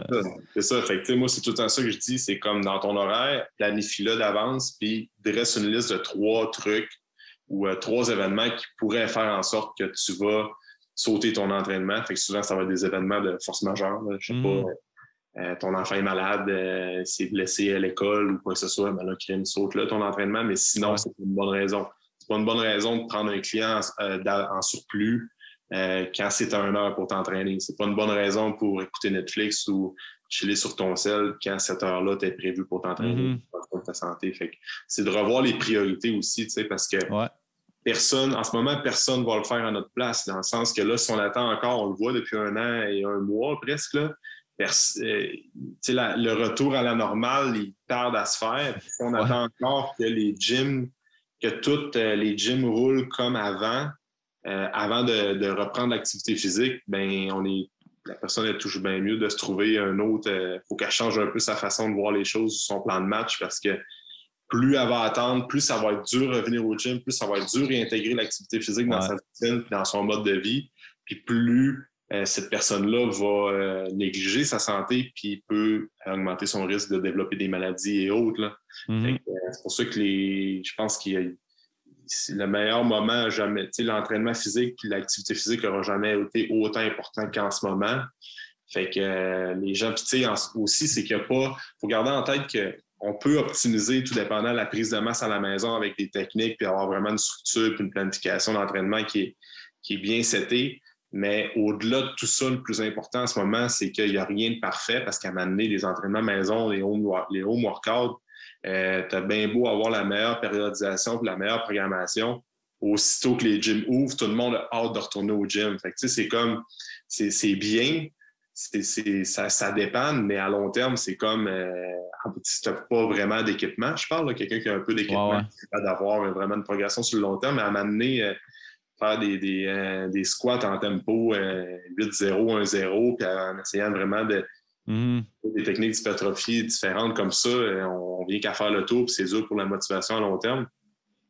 Fait qu'il n'y a rien de parfait, dans le sens que le but le plus important dans tout ça, c'est de bouger, je pense. C'est comme, peu importe, c'est de faire de l'activité physique, puis il n'y a pas d'entraînement parfait en ce moment pour les gens qui sont en zone rouge, là, que les gyms sont fermés ou quoi que ce soit. Là. Nous autres, au Saglac, on est encore chanceux pour l'instant, mais c'est un peu ça que je disais dans un autre podcast, c'est comme le plus important, c'est marcher, de faire des activités physiques. Faire quelque chose, là. Peu importe. Là. Peu importe. Là. Ouais. C'est ça. La pandémie, il n'y a pas juste du négatif non plus. Il y a tellement de monde qui se sont découverts des passions, des nouvelles façons de bouger, moi inclus, que ça apporte plein de positifs. T'en as parlé un peu tantôt, tu as commencé à avoir des clients là, avant de terminer ton bac, qui t'a permis, entre autres, de bâtir déjà ta clientèle avant de commencer en tant que travailleur autonome. Mais y a-tu, quand tu repenses à cette époque-là, y a-tu des erreurs que tu as faites, mais que tu as appris vraiment beaucoup de ça? Là? Ton approche a-tu pas mal changé, mettons? Avec les clients? Ouais, ou même par rapport à l'entraînement, le type d'entraînement que tu donnes. Y a-tu des trucs que tu repenses et que tu fais comme, je peux pas croire que j'ai fait ça ou. Ouais. Ben, peut-être, ouais, il y a l'aspect nutrition d'avoir pas pris le temps de. Ben, j'ai pas vraiment été capable de dire, hop, il y a une erreur que j'ai faite avec telle personne qui fait que je le regrette encore aujourd'hui. Mais mon discours et mon approche est complètement différente. Comment? Juste dans c'est sûr que la façon que j'écris mes programmes puis la façon que je planifie les entraînements des gens, juste mon évaluation est différente. Les exercices que je vais donner sont très différents parce qu'avec le temps, je me suis rendu compte que pendant ce que j'étais dans le bac, l'aspect blessure, l'aspect prévention de blessure, je trouvais que OK, c'était cool, c'était le fun de le savoir, mais c'était pas quelque chose que je trouvais vraiment intéressant puis vraiment important. À force de voir de plus en plus de clients qui viennent me voir dans mon bureau, qui ont tout le monde a tôt ou tard une petite blessure. Genre, quasiment tout le monde a un petit bobo là, à quelque part. Tôt ou tard, là, comme petite blessure à l'épaule, blessure au coude, le bas de dos qui est tendance à avoir mal au bas de dos parce que la personne a un poste de travail qui est 40 heures assis, poste de bureau. Les genoux, il y a tout le temps là, dans ces articulations-là, autant la cheville aussi, il y a tout le temps une petite affaire qui cloche. Puis je me suis rendu compte qu'il y a vraiment beaucoup de gens qui sont blessés. Prendre les précautions d'avance pour faire des exercices pour éviter que ces blessures-là, c'est quelque chose que j'ai mis de plus en plus à l'avant. Puis aussi de l'aspect, moi, je trouve ça cool maintenant, plus qu'avant, quelqu'un qui a qui vient de voir un gars qui pousse, une fille qui aime ça, s'entraîner puis pousser de la fonte au gym, mais qu'elle a une blessure à l'épaule qu'elle traîne depuis 1 an, puis après ça, elle vient de voir pour optimiser son épaule, puis après ça, reprendre le gym puis recommencer à pousser un petit peu plus.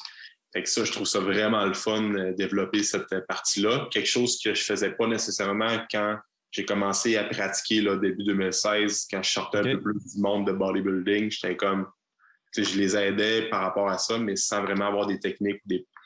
C'est touché en même temps. Là, tu veux comme pas empirer la personne. Fait que j'imagine qu'avec l'expérience aussi, c'est ça, il vient que tu développes des connaissances, il vient que tu commences à connaître plus de problématiques. Ouais, c'est ça. À un moment donné, les patterns reviennent aussi. Là. Ouais. Telle personne a telle blessure. Tu poses un peu plus de questions, tu fais une couple de tests musculaires, tu es capable de faire des liens automatiquement dans tes progressions d'exercice. Puis ça doit être vraiment valorisant. Ça doit être un beau défi à avoir de dire comme je vais essayer que cette personne-là soit en mesure vraiment d'avoir une vie plus optimale puis de régler ce problème-là qui traîne depuis longtemps puis longtemps. Exact. Ouais. Si on prend la place d'un physiothérapeute ou c'est comme des blessures vraiment plus en phase aiguë, quelqu'un qui vient de se déchirer le ligament, le croisé antérieur, puis là, c'est comme il est vraiment en phase aiguë, puis il faut vraiment qu'il réapprenne tous ses patrons moteurs et tout ça. Là, je suis peut-être pas mon créneau, mais quelqu'un vraiment qui est ailleurs là, dans ses douleurs articulaires et tout ça, j'aime ça toucher à ça. Ça respecte autant mes limites. Là. Puis tu travailles-tu aussi des fois en partenariat, justement, quand c'est justement dehors de tes capacités ou de tes connaissances? Est-ce que tu renvoies la personne peut-être ailleurs, mais tu peux quand même lui faire un suivi pour l'entraînement, tu sais, là? Oui, c'est ça. Je réfère, c'est ça, j'ai une couple de références que j'aime référer pour telle problématique. Fait que je pense qu'il va avoir peur de référer. Fait que de se bâtir un bon réseau de professionnels qui peuvent complémentariser tes services, je pense que c'est important pour chaque entraîneur. Fait que quand je vois que c'est vraiment pas dans mon champ d'expertise, j'aime mieux référer la personne que trop la magasiner. Fait que c'est un peu ça qui est important aussi. Puis, on a parlé un peu tantôt là, de ton Facebook. Tu sais, tu as quand même bâti une bonne communauté aussi avec les années. Tu sais, tu as quand même quelques milliers de personnes sur Facebook qui te suivent pour un entraîneur de région, Saguenay-Lac-Saint-Jean. Je pense que c'est une bonne communauté quand même. Ouais. Toi, quelle image, en fait, que tu mets de l'avant ces réseaux sociaux? C'est quoi tes caractéristiques de ton image de marque là, qui fait que, selon toi, les gens, ils veulent te suivre? Ouais. J'ai tout le temps été comme, quand je te disais, quand j'étais plus jeune, que j'étais la référence en entraînement dans mon cercle social, j'essaie de pousser encore plus comme être la référence en musculation et en entraînement. Je vise comme au Saguenay-Lac-Saint-Jean. J'essaie de pousser cette image-là comme partout au Saglac. Je veux être connu comme quelqu'un qui connaît l'entraînement, la musculation, l'hypertrophie, prise de masse et développement de la force. T'sais. Fait que j'essaie de pousser ça. J'essaie vraiment de mettre ma façon de voir les choses comme par rapport à l'entraînement autant que la santé, l'aspect aussi mindset que j'aime ça développer parfois. Fait que j'essaie vraiment de projeter cette image-là puis de juste être comme tout ce qui touche le training, le gym, je connais ça, puis je veux pousser cette image de marque-là. Un tout, là, vraiment, une référence dans tout ce qui est en lien avec l'entraînement. Oui, c'est ça. Fait que, puis tu sais, vraiment en entonnoir, vraiment plus prise de masse et développement athlétique. Fait que j'aime beaucoup le développement athlétique. Puis l'aspect prise de masse, là, fait que il y a comme le fameux dicton Stéphane Cazot que être gros code fort, fait qu'être gros en étant massif, puis être fort aussi, parce que des fois, tu peux être très massif, mais pas tant fort. Fait que l'aspect force qui est vraiment important et comme être en bonne cote, être en bonne composition corporelle, puis avoir une bonne santé globale. Fait que j'essaie de pousser ça. Puis de plus en plus, tu sais, comme moi, j'ai eu le switch à un moment donné que j'ai tellement eu je voyais à un moment donné, les réseaux sociaux, ça vient que ça crée un stress, surtout encore en 2021, de plus en plus. Puis à un moment donné, c'était comme, surtout sur Instagram, peut-être un peu moins, peut-être un peu Facebook, mais à un moment donné, je me posais une question comme, OK, là, je suis rendu à poster une photo personnelle de moi pour montrer à mes followers ou bien les gens qui me suivent. Finalement, j'ai une vie personnelle, mais je fais de l'entraînement. Puis, tu sais, des fois, ça vient que tu sais plus trop où t'enligner avec ça. Ouais. Puis, à un moment donné, j'ai comme fait, ça fait pas si longtemps que ça, c'est pendant la pandémie, j'ai eu le déclic de dire, tu vois, réseaux sociaux, autant Instagram que Facebook, ça va être uniquement pour pousser mon image de marque, puis ma création de contenu, puis voir les services d'entraînement, rien d'autre. Et à partir de là, j'ai comme eu le réflexe de dire, en plus, inconsciemment, je faisais ça, mais c'était sers-toi des réseaux sociaux au lieu que les réseaux sociaux se servent de toi. C'est à partir de là, j'ai fait, regarde, je pose, je drop mon téléphone, tu sais, le post and drop, là, c'est comme... Après ça, c'était toi, tu voulais montrer du contenu sur l'entraînement, laisse faire tes notifications après. C'est avec le temps, tu vas avoir moins de stress par rapport à ça, puis tu vas avoir une déconnexion par rapport aux réseaux sociaux. Depuis ce temps-là, surtout, là, j'ai comme tout ce qui est avec, tu sais, j'avais mis ça avec ma blonde, j'avais mis ça au clair, j'ai dit, je ne mettrai plus de photos de nous deux. C'est pas parce que je veux pas te mettre de l'avant, c'est pas parce que je veux pas que les gens voient que j'ai une blonde, je m'en fous. Je veux juste avoir moins de stress. C'est pour ça que je me suis comme créé un petit compte Instagram. Ouais, c'est ça. C'est comme, je vais juste suivre mes amis, puis je m'en fous d'avoir comme 50 personnes. C'était comme, je vais vraiment faire la déconnexion. Puis, fait que c'est ça. Ça m'a vraiment aidé de dire, j'utilise les réseaux sociaux pour promouvoir mes services, puis le marketing, puis that's it, rien d'autre. Moi, j'ai fait le chemin inverse. J'avais comme 2 réseaux sociaux. Ben, j'avais 2 Instagram.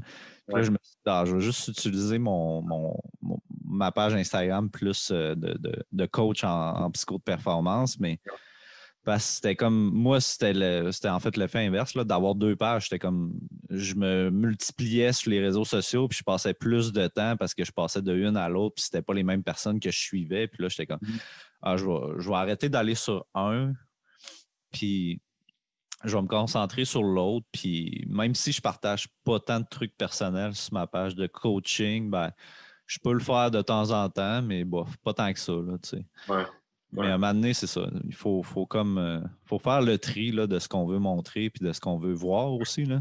Ouais, c'est ça. C'est un peu ça que, tu sais, moi, je voulais comme les gens viennent, exemple, qui arrivent sur Instagram, voient que, OK, ça, c'est une page d'entraînement. That's it. Moins d'avoir des services en entraînement, je vais aller voir cette personne-là. Mais, fait que c'est ça. J'ai trouvé que pour moi, ça fonctionnait bien. Là, mais...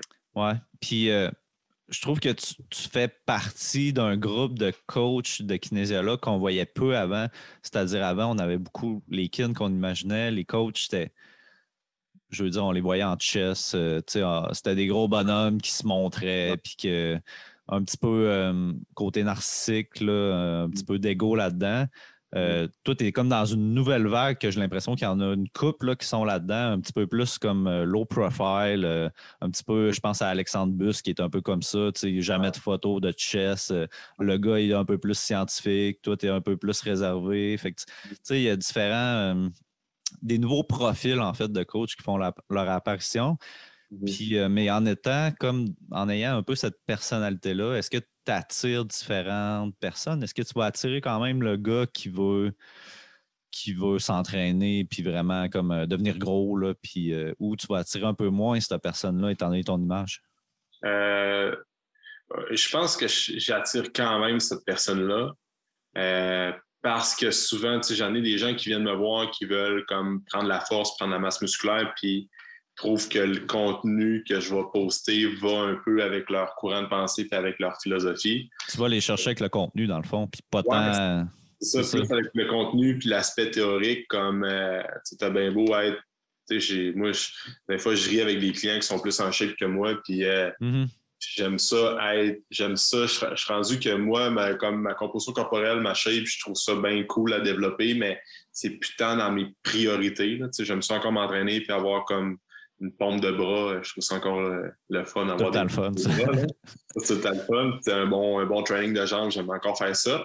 Mais des fois, j'aime ça aussi voir des boys ou même des filles, là, mais là, je vais prendre des gars vu que c'est le même sexe que moi, qui sont plus gros que moi, qui sont plus forts, mais qu'ils ont brisé des plateaux de force avec les techniques, la périodisation que j'ai fait. T'sais. Ouais. Fait que c'est ça. Puis on dirait que j'ai pas le. C'est-tu la confiance ou c'est-tu avec l'expérience et avoir vu tellement sans prétention, mais tu sais. T'as pas de complexe d'infériorité par rapport à ce monde-là. Il y a quelqu'un qui va venir me voir qui peut peser 250 livres puis qui va être comme shred puis 2 fois fort comme moi. Puis je vais comme aucunement me sentir inférieur à lui, même si je suis moins fort que lui. Moi, ce qui m'a aidé beaucoup, c'est que mon partenaire d'entraînement dans le temps, je sais pas si tu te rappelles de Alexandre Larouche. Là. Ouais, ben, dur à oublier, là. Le gros beef, là. Puis, Ce gars-là, ça a été la première personne que, justement, quand je commençais à pousser un peu plus la machine, j'étais encore jeune, plus jeune que je suis là. Puis Alex, c'était vraiment ailleurs là, dans l'entraînement. C'était comme.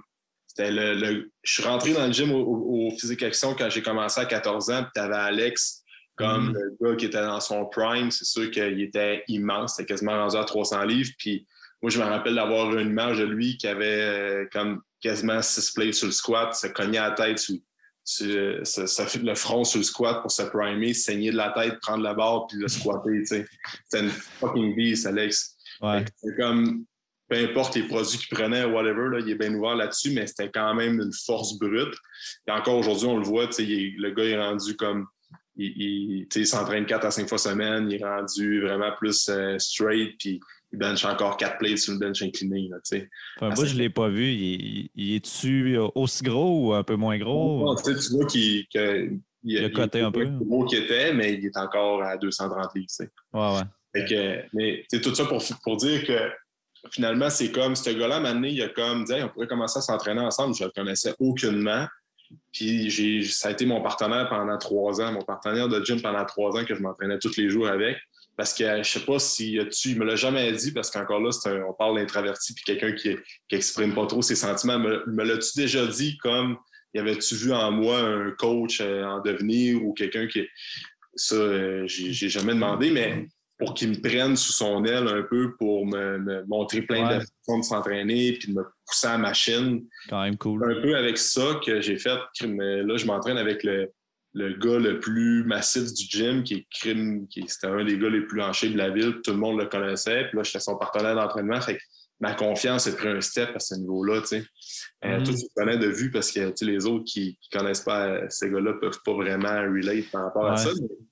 Mais, bref, c'est comme ça m'a aidé. Puis aussi à force, puis juste pour terminer là-dessus, c'est pour avoir, exemple, été côtoyer Charles Poliquin dans son gym, puis avoir été dans les gros gyms du monde qui connaissent ça, plus des références en entraînement, on dirait que quand je reviens de ces places-là, dans la ville à Alma, je me dis, c'est encore là sans prétention, mais je ne veux pas dire que je connais tout, mais ça m'amène comme un bagage de plus, puis un sentiment de confiance encore plus, fait que ça m'aide beaucoup, inconsciemment. Là, ben c'est comme de faire la distinction entre connaissance, compétence, puis ce que tu as l'air physiquement. Là. Le coach, il n'a pas à être plus gros que toi, plus cut que toi. Non, dans le fond, c'est pas ça son rôle. Son rôle, c'est de faire en sorte que toi, tu atteignes tes objectifs. Là. Regarde les bons coachs, c'est tous c'est justement Stéphane Cazot qui m'avait dit ça. Il dit il y a beaucoup de bons coachs qui connaissent que c'est pas des genetic freaks, c'est pas des gars qui ont des super génétiques. Fait que c'est pour ça que ça se dit. Tu vois, moi, je suis pas capable d'avoir un physique de Mongol. Fait qu'au moins, je vais tellement essayer de pousser dans l'aspect coaching pour développer mes clients dans ce physique-là. Tu sais. Ouais. En terminant, là, j'avais une personne qui m'a écrit pour une question sur Instagram. C'est quand même très spécifique. Je ne sais pas si tu vas être en mesure de répondre, là, mais quelqu'un qui fait de la course, qui a des douleurs au tibia quand tu cours. Généralement, assez rapidement, après 2-3 km. Fait que c'est quoi que tu as déjà entendu? C'est quoi en tant que coach, tu pourrais donner des conseils? Ben, tu sais, tantôt, quand on parlait de champ d'expertise, moi, je suis aucunement qualifié avec la course. OK, ouais. Les techniques de course, de volume de course, puis de vraiment la foulée, tout ça, je suis pas vraiment expert dans ça. Sauf que j'ai beaucoup de clients qui viennent me voir parce que je vais refaire leur programme d'entraînement, leur planification, puis c'est des gens qui courent, que les autres, ils ont comme un bagage à la course, ils ont déjà fait évaluer leur technique, puis ils connaissent un peu l'aspect, s'occupent un peu de leur périodisation, soit avec un autre coach, soit par eux autres mêmes, mais quand je vais regarder ces personnes-là, je suis capable de orienter leur exercice, leur donner des mouvements qui vont les aider à tolérer le nombre de kilomètres qu'ils vont courir à chaque semaine. Je comprends, ouais. Fait que, exemple, souvent les coureurs, moi, ce que je vois, c'est qu'il y a beaucoup l'impact au sol qui revient, tout dépendant de la personne, combien de kilomètres qu'elle va faire par semaine en course. Puis les périostites, c'est quelque chose que je vois tout le temps chez les gens qui courent beaucoup, qui prennent pas tant qui savent pas vraiment quel exercice faire. Fait que souvent, ce que je regarde à ce niveau-là, c'est au niveau de la cheville puis au niveau des mollets. Renforcer ça. Ouais, c'est vraiment comme, tu sais, la course, moi, il y a la cheville qui est vraiment important. Fait qu'au niveau des mollets, au niveau, la structure ligamentaire articulaire de la cheville. Puis après ça, tu vas avoir le genou qui est très important. Puis après ça, on monte le bassin, le bas de dos, super important. Puis ça va même jusque, quand on parle de corps, c'est un ensemble, ça va même jusqu'au niveau du haut de dos parce que plus tu as une bonne posture quand tu cours, plus tu vas avoir une économie de mouvement. Mais encore là, sans être expert dans la course, mais pour ces gens-là, souvent, ça va être de faire des exercices de mollet puis de tibial antérieur. Fait que, par exemple, ce que j'aime faire, c'est des mollets en position assis, avec un seated calf raise, où ce que tu es comme assis, ou tu peux être debout, là, fait que la personne est comme avec les genoux à presque 90 degrés, puis là, elle va vraiment venir garder un étirement de 4 à 6 secondes dans la position étirée, puis après, ça va venir faire sa flexion plantaire, fait qu'elle va venir contracter sur le bout des pieds. Après ça, elle relâche, fait qu'elle peut faire, mettons, 6 à 8 répétitions avec vraiment des contractions isométriques en position étirée. Puis après ça, elle peut progresser aussi même avec des positions contractées, là, fait que vraiment pleinement contractées avec des pauses. Puis sinon, le tibial antérieur étant... Ce que j'aime bien, c'est mettre une bande, là, c'est dur à imaginer pour les gens. Imager plutôt pour les gens qui écoutent en audio, même en vidéo, parce que j'ai mon pied en dessous de la table, mais tu peux attacher une bande élastique où ce que tu l'enroules devant ton pied, tu fais juste ramener tes orteils vers tes genoux, si on veut, en ayant la jambe barrée, travailler le devant, où ce que la personne va avoir tendance à avoir des périostites, c'est vraiment à ce niveau-là qu'on voit le muscle travailler quand on fait le mouvement, fait qu'elle peut faire encore des exercices là. Avec combiner les deux en superset, ça peut très bien faire. Ça a-tu un nom, cet exercice-là, ou quoi? Quelqu'un chercherait, mettons? Moi, j'appelle ça anterior tibialis raise, fait que c'est le terme anglais, mais ouais, c'est ça. Souvent, on marque tibial antérieur avec bande élastique sur YouTube. Je pense que les gens sont capables d'avoir une couple de démos. Je pense que j'en ai sur ma page YouTube à moi. Là. Fait qu'il y a ça qu'elle peut faire. Là, il y a des machines qui existent pour ça dans les gyms, mais c'est très rare, là, des machines à tibial antérieur. C'est peut-être plus les gyms personnalisés de performance qui ont ça. Ouais. Parce que la cheville, le mollet, c'est tellement impliqué dans le développement athlétique. Fait que juste faire ça, je pense que... Puis même à ça, on pourrait aller plus loin avec des exercices comme les split squats, les step-up, que ça aide aussi pour les coureurs. Ouais, pour avoir une progression après ça d'autres affaires. Ouais, c'est ça. C'est dur à dire sans connaître la personne, mais s'enligner vers ces exercices-là, je pense que ça peut l'aider. Good. Ben, thanks. C'était super intéressant. Ça fait déjà 1h15 peut-être en tout là, depuis. Parce qu'on a pris un petit 10 minutes au début, là, mais fait que en terminant, où est-ce que les gens peuvent te retrouver comme d'habitude, comme je demande toujours? Good. Sur Facebook, Alexandre Gagnon-Bouchard, kinésiologue. Instagram, Alexandre Gagnon-Bouchard. Puis après ça, sur YouTube, donc AGB, c'est mes initiales sur YouTube, où ce que je poste les vidéos de démonstration d'exercice, mais aussi où ce qu'il y a le podcast que tu as déjà été aussi invité sur le podcast, c'est Francis. Yes. Fait que, je publie les podcasts là. Sinon, sur Spotify, Apple, sur Apple aussi, j'ai le podcast AGB qu'on peut retrouver là, pour écouter. Je fais un peu comme toi, là, j'invite différents experts dans tout ce qui va toucher à la santé, autant santé mentale, santé physique, la nutrition, la supplémentation, l'entraînement et tout ça. Fait que j'essaie d'avoir plein d'experts dans toutes les régions du Québec pour venir jaser sur le podcast. Fait que... Puis au début, tu faisais pas mal 100 personnes. Je pense que tu as pris une pause même durant la pandémie. Puis là, tu as recommencé. Là. Ouais, ce qui est arrivé, c'est comme, tu t'en rappelles, c'était au Café Chaga, Formule Live. Moi, j'étais là comme début mars l'année passée. Là. Ouais, c'est ça. C'était dans les derniers, là, je pense que ça confirme. Puis, fait que ça, c'était quand même cool, les podcasts live avec Simon, qui était mon co-animateur. Mais là, avec la pandémie, on pouvait plus se rencontrer en vrai au café. Puis, c'est quand j'ai terminé, je pense, à la fin de l'année 2020, je me suis dit, il faut que je recommence les podcasts. Puis là, c'est comme... j'attendais que le gym, qu'on puisse avoir des contacts humains puis de voir les gens en vrai. À un moment donné, je me suis dit, si je fais juste attendre, je relancerai jamais mon podcast. Puis là, j'ai décidé de le faire en formule Zoom, là, vraiment mettre l'avant la formule audio qui fonctionne super bien puis que je trouve que les gens répondent bien à ça puis qu'ils aiment bien ça aussi. Là, parce qu'il y a une grosse partie qui écoute sur Spotify puis Apple. Puis quand ils l'écoutent sur YouTube, ils font juste mettre le podcast en fond. Finalement, ouais, c'est ça. Il n'y en a pas tant que ça qui écoutent la vidéo. Moi, c'est la même chose que de plus en plus, je commence à me dire, puis comme là, je commence à être habitué vraiment avec Zoom, puis je vois comme tous les avantages de mon matériel. C'est beaucoup moins long à setter, puis même chose pour toi, là, qu'il fallait que tu te déplaces au café, puis tout c'était ça. Ça nous prenait un après-midi au complet. Fait que, c'était cool, puis c'était le fun à faire, mais le son, c'était plus de logistique à ce niveau-là. Plus de job, ouais. Plus de job, plus de temps. Puis il y avait quand même une contrainte de territoire aussi. Toi, c'était comme... Ben oui, c'est ça. On a réussi à te prendre quand tu passais faire un tour au lac, puis que ça a donné comme ça dans notre horaire, mais ils n'auraient pas pu échanger avec plein de gars, comme justement on parlait d'Alex Busque, des gars comme Matt Bouchard qui sont à Montréal, qui sont ailleurs au Québec, que là j'ai la chance de pouvoir avoir des entrevues avec ces personnes-là, vu qu'en Zoom, pas trop compliqué, tu as un mic, puis tu fais juste faire une coupe de montage pour le son. Fait que... Ouais, moi... au début, je m'acharnais à me déplacer dans les autres régions, puis à le faire quand même. Sauf que là, oublie ça, là, même au retour pour avoir du monde dans d'autres régions, je pense que je vais le faire sur Zoom. Là, la qualité peut être assez bien, puis je commence à être capable d'améliorer le son aussi quand il y a des petits problèmes. Fait que ça se travaille. Là.